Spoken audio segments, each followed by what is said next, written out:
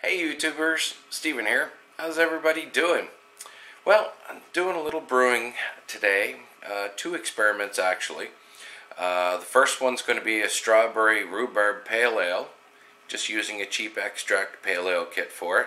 And I'm going to do a strawberry rhubarb cider, and that's just going to be a 12-liter batch.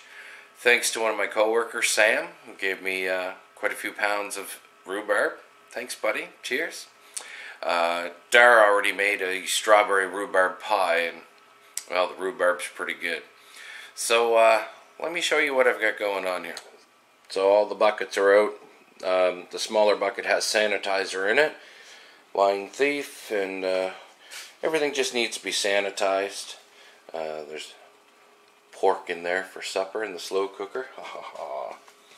So, what I've done is I'm going to have to refer to my recipe, but hold that thought. Alright, so this pot here is going to be for the cider, and I've got 1.5 pounds of rhubarb, 2 pounds of fresh strawberries. I've already pre-crushed them a little bit. I only have the stove on fairly low for a simmer. I definitely don't want this to boil because I don't want to release the pectins, right? Make it go all thick. And then this nice big pot here, this is going to be for the pale ale strawberry rhubarb. And I've got 3 pounds of rhubarb and 3 pounds of strawberries in that. The recipe's going to be pretty much like a typical extract.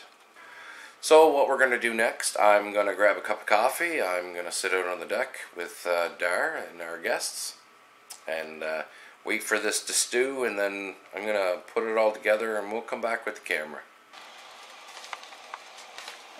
Alright, so I'm kind of holding the camera with my left hand, but all I'm doing is just taking a potato masher, mashing it in. It's been steaming like this, stewing for about 10 minutes, so I'm just going to give it a couple more minutes.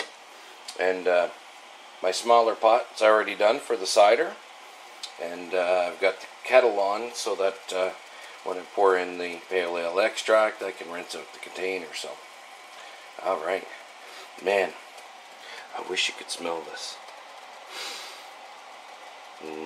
Strawberries. And I also threw the brown sugar in there too. I put a 1.5 kilograms of brown sugar. So yeah, what a lovely smell.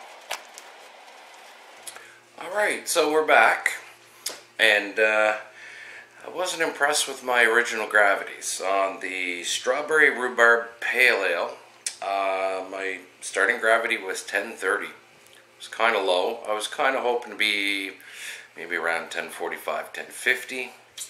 But the strawberry rhubarb cider original gravity, or starting gravity, is 1048. So I'm pretty happy with that. I didn't film a lot of it, just primarily because, you know, we have guests over and I'm kind of doing a little brewing. Plus, I need to get out in the woods with Shelby, like I mentioned earlier. And just having fun with it and, you know, trying new things. But I suppose you're wondering why I'm in this weird room that you've never seen before. Well, it's a little bit of my brewery. Well, there's my computer, and I know what's wrong with it. Processor, I believe, is done. So, you know what? Maybe I'll save up a few dollars and get a new laptop. But in the meantime, I have a room that I can use as a brewery. So let me turn this camera around. Alright, so starting at the door, you know, just a little stand, place for my computer to go. Yes, it's one of our dog's food dishes. That way the other dogs don't get the soft food.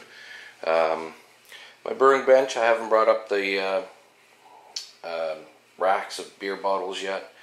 They all need to be cleaned, but there's the strawberry pale ale, strawberry rhubarb pale ale, my big 60-liter fermenter, and a nice rack for holding all the carboys and whatnot. This bucket here is a 10-liter wash for the wine coolers, but I'm just leaving it as 10 liters. I'm going to do a freeze distillation of it, and then I'm going to try one of those spirit flavors that you can buy in the little bottles, see how that comes out. And this is my strawberry rhubarb cider that I just brewed. This is a strawberry kiwi wine cooler that's ready to be bottled. And then down below I've got a hard lemonade wine cooler for Dar. She didn't want hers as strong, so I've got to add a little bit of water, and I needed a couple more cans of lemonade. And then same thing here, I've got 10 liters of strawberry kiwi that I need more juice for, and add some more water to it so that it's not so strong. So these 10-liter batches will actually be 15, just so that the alcohol level is not so high. But the apple juice bottles from the cider, I'm going to use that to freeze distill my wash. Since there's 12 of those and that's only 10 liters, I got 2 bottles to spare. But there's my kegerator. Right now I've got the hard lemonade in it, and 2 bottles of beer, and some of my Star Wars collection. Some of it has seen much better days, and then my brewing cabinet. So, anywho, hopefully you found this interesting, and I'll be sure to let everyone know how it turns out. I have my fingers crossed. I did try a strawberry cider once. It was good, but I found the strawberry flavor dissipated with time. But I also had it kegged, so I might have had all the good strawberry at the bottom, and then by the time I reached the bottom of the keg, then it was probably all gone. So anywho, I'm going to get changed, get ready, and I'm going for a hike in the woods with my daughter. So hope everyone's having a great day. Thanks for joining. If you haven't subscribed to my channel, please do. If you enjoyed the video, like it and share it with your friends. Until next time, be happy.